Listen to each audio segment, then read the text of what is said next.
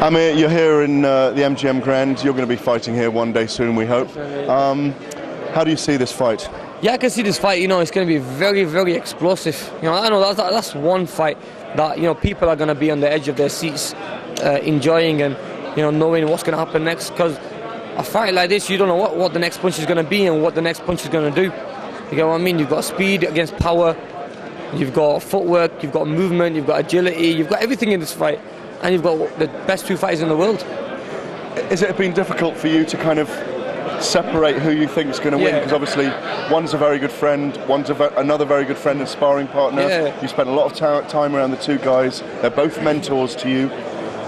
Is it just too difficult for you to pick? It's very difficult for me, and the respects that these both fighters have shown each other. I met Ricky Hatton not long ago, and he didn't even say one thing about Manny Pacquiao. He didn't even say, what's he doing different? What's his style like? What do you think I should do to beat him?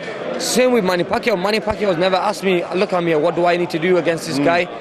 And to me, I've got more respect for both fighters for not even asking me that question and putting me in that spot, because that just shows these both fighters are true professionals. And both ultimately believe deeply in their own abilities. In their own abilities. They don't need my advice, they don't need anyone's advice. They trust their coach and they trust their own abilities to go in this fight and win this fight. The fight's going to be a 50-50 fight. I can't say who's going to win the fight. It's going to be a close fight.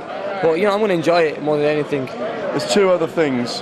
One is, how excited are you about your own world title challenge? Yeah. June the 27th, O2 Arena, Andreas Kotelnik, WBA light welterweight title, upperweight division.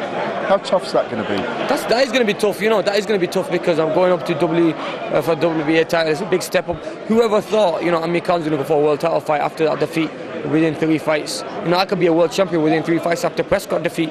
But yeah, I want to win this fight. It's going to be a tough fight. But I've got the best team behind me who can take me to the next level and make me win this fight.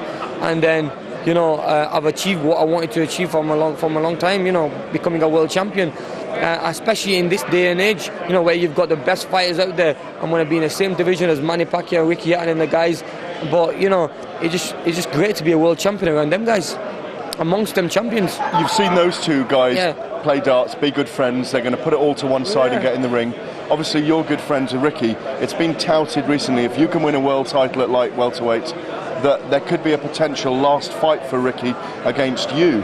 How do you see that? And would it be in the UK? Would it be here? People say that, but to be honest with you, I'd rather have Ricky Hatton, supporting me, and he said the same thing. He said, look, I'd rather me support Amir. Same here. I don't want him to be in the opposite corner fighting him. I'd rather have him in my own corner.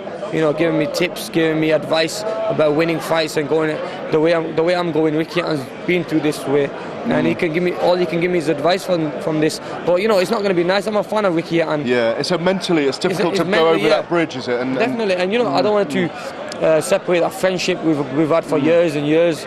Ricky was supportive since I come back from the Olympic Games. He was always on my side and giving me tips. And when the defeat happened, he was in my corner, supporting me, saying, "Look at me, forget about this."